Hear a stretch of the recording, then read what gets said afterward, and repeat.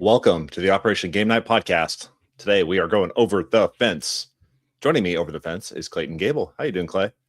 I'm doing good, Travis. It's nice over here. Is it? Yeah.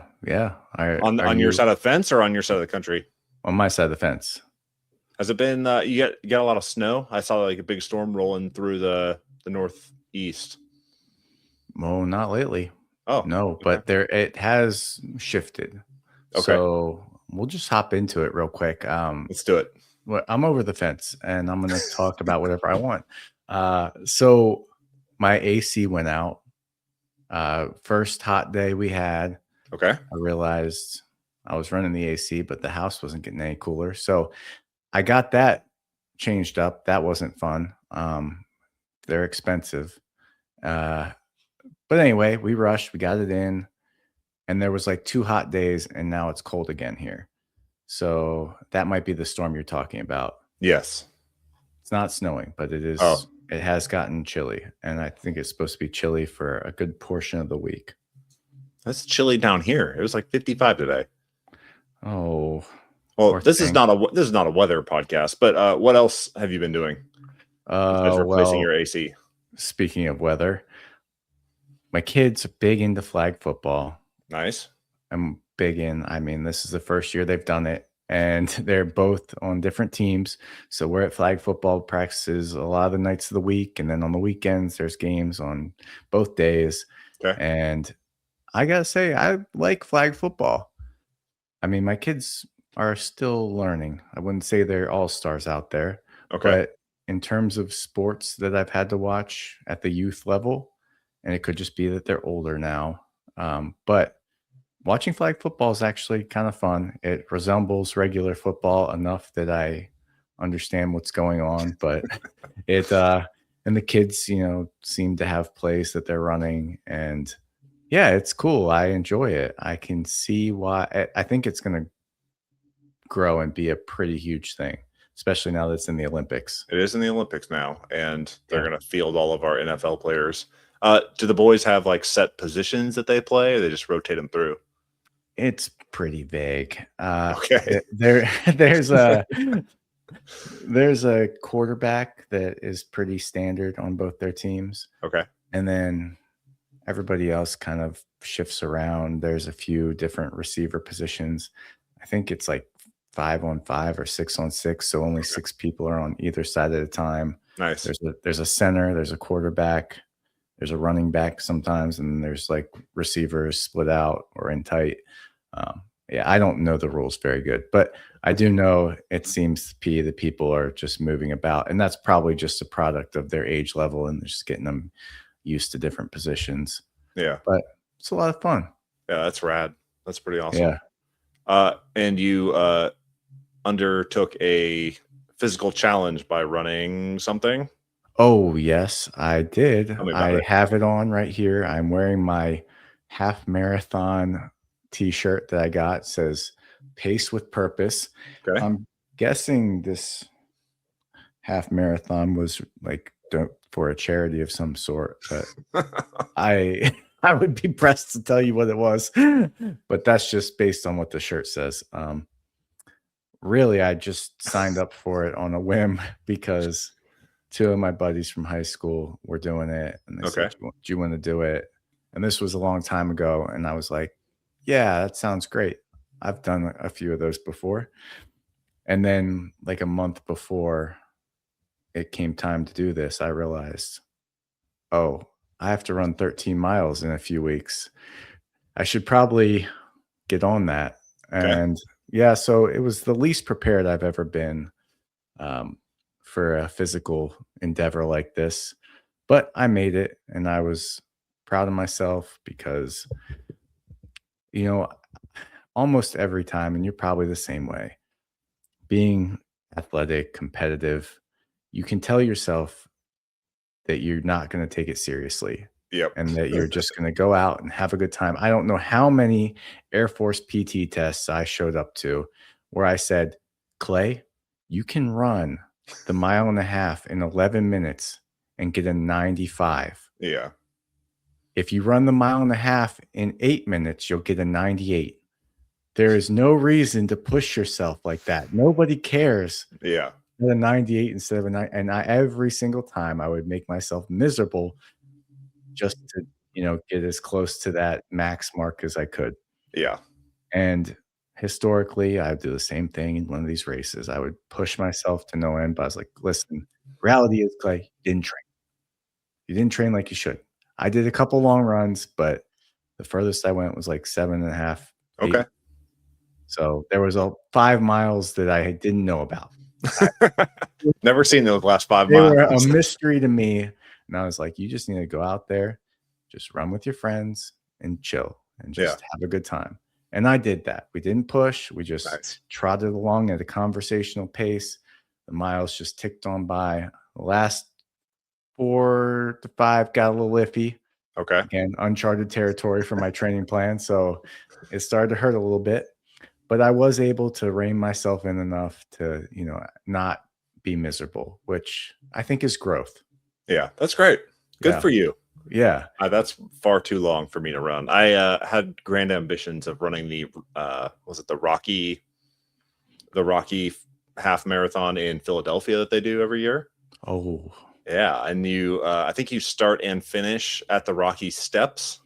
Mhm. And you race like kind of all through downtown Philadelphia. And I had grand plans to do that, and then I got like maybe halfway through my training, and I like really pulled my groin really bad, and I Yeah. kind of it derailed me far more than it should have.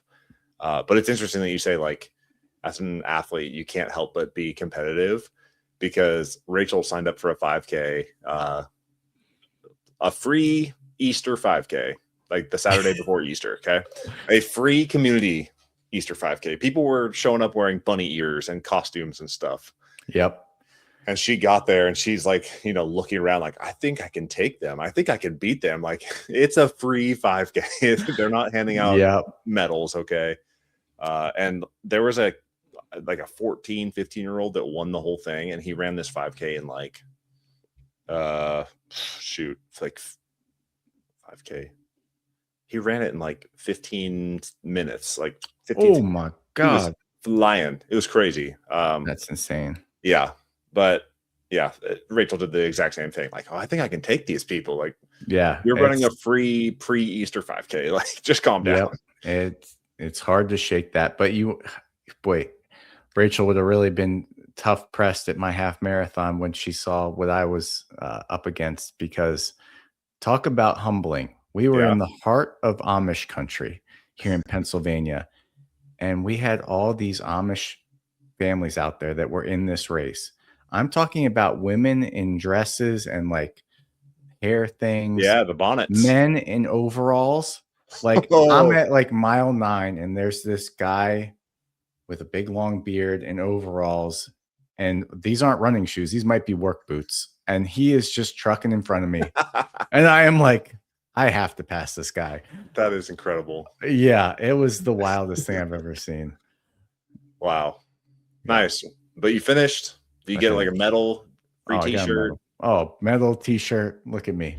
Wow. I'm so living proud of it you. up. And this has inspired me now to revisit me and my buddy Scott, he's my friend from high school. Scott, he doesn't listen to this, but I'd like to be real friends with him, but in reality, the only time he has for me is to work out with me. So we work out once a week together, and basically that's the only time we see each other. Yeah. So we're pretty much workout friends who are best friends. Like, we've been friends since preschool, but we did a high rocks together a few years ago. Okay. And a doubles partnership, and we just signed up for another one on Labor Day on the heels of our raging half marathon success. So nice. Yeah, let's That's keep great. it going. I always have something to keep me engaged physically, Yeah. We should live stream your high rocks on Operation Game Night. How about that? Let's do that. Yeah. Let's do that. Views. Yeah.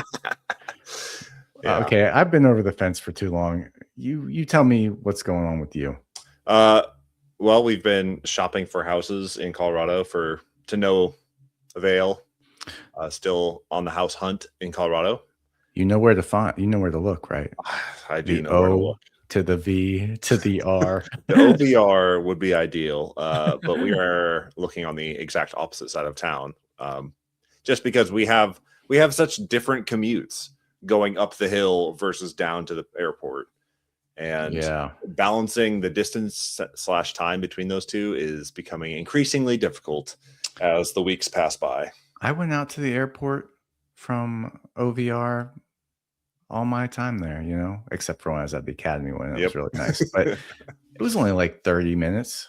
Yeah, one of us is going to probably end up having to commute a little bit, which kind of sucks. But I saw Project Hail Mary.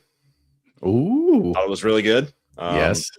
They had to gloss over a lot of the stuff that they kind of explain in the books, and in the book, Grace explains a lot about his thought process on how he communicates with Rocky, and like they have to establish a baseline for numbers, and like Rocky's planet does not count the same way that Grace and like humans count, and it's like a base of 10 with like a logarithmic scale, and like he has to like do all these calculations that is explained in the books. But it got the point across. I think it hit all the points that needed to be hit. I think that they added some cool like visual type scenes that were like striking, and the cinematography was pretty awesome considering most of it was green screen. Do you know if they did like an actual like robot for Rocky? Like did they? Yeah, Yeah, it's practical effects. Yeah, that was practical. That's badass. Yeah. I know some of it was not, like you can tell when they go like CGI, but the practical effects were really good. Like, yeah, I think they were really, really well done. But man, that is a long movie. Yeah. 236 runtime. Plus another doozy. like 10-15 minutes of ads and Nicole Kidman telling you that it's okay to cry in the theater. Mm-hmm. And I have not sat through a long movie like that in a long time. So that was kind of a slog. But did you have your popcorn with Bunch of Crunch? Had the popcorn with Bunch of Crunch. Nice. And we ate it probably before like the first 15 minutes of the movie, and then we felt terrible. But yeah, good time. It was a good like. Oh, that was another thing. So we go to this AMC theater. Okay. It's 90 degrees outside. I'm in shorts and like a button down, like light summer shirt.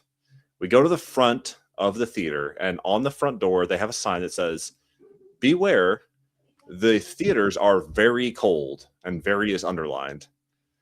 And it says like the AC is set on, cool mode and cannot be changed. It's automatic. We can't change the temperature. And I'm like, okay, theaters are always cold. We walked into this theater. I kid you not, it had to be 50 degrees in there. Woo. It was freezing. It was so cold. Like I'm in flip-flops, shorts, and a button-down like, t-shirt. Jeez. And we were freezing. I went out and I got a corduroy like dress jacket out of my car to wear with my shorts and flip-flops in the theater because it was so freaking cold. That's crazy. When we left, like my toes were numb. It was crazy. That's not great. Anyways, it felt like being in the cold vacuum of space, and I can appreciate that a little bit. There you go. You and Ryan Gosling were bonding. The 4K adventure. Was it the 4D? The 4D. Yeah. Yes, you've got you experienced the taste, the feel, the hearing, yeah, the moving. All the senses were engaged. The last time I went to go see a 4D movie, I did not know that I was buying a 4D ticket. Have you been to a 4D movie? Mm-mm. So the seats in the theater move around with like what is happening on screen. And then there are certain special effects. Like if you're flying through, let's say you're flying in a jet or something, you will get like wind in your face. Okay. Oh, okay. So I bought a ticket and I'm like, man, this ticket to Godzilla, was it Godzilla minus one? Yeah. Godzilla minus one. I'm like, man, this is really expensive. So I get there and the seat starts rocking around and moving. And I'm like, this is what I paid for. Okay. Then they like half of the movie is out in the ocean on the boat, kind of like a Jaws movie where they're hunting Godzilla. And every Yeah. time Godzilla pops up or an explosion goes off in the water, they spray you with water in Oh the my theater. God. And so I like left the theater wet because I'm like getting sprayed. And then you talk about eating the popcorn and stuff.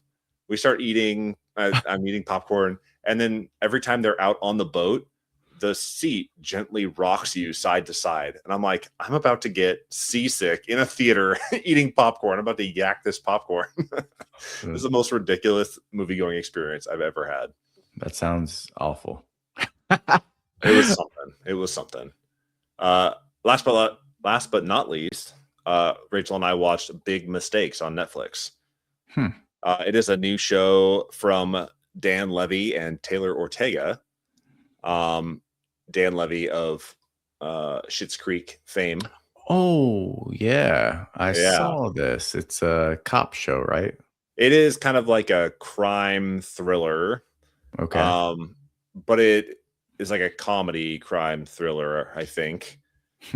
So Dan Levy plays a local pastor, kind of with a dysfunctional family. His mom, played by Laurie Metcalf, of what's she from? Oh, Lady Bird. She plays the mom in Lady Bird. His family is like just very dysfunctional.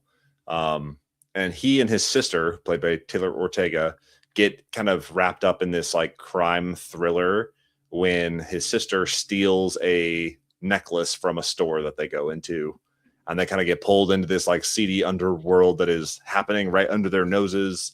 And it puts him at odds with his pastoral duties in the church. Man, like really fast paced show, really easy to watch, really easy to follow. The characters are all like nuanced and believable and interesting. His mom, played by Laurie Metcalf, is running for like public office, like the town mayor or whatever.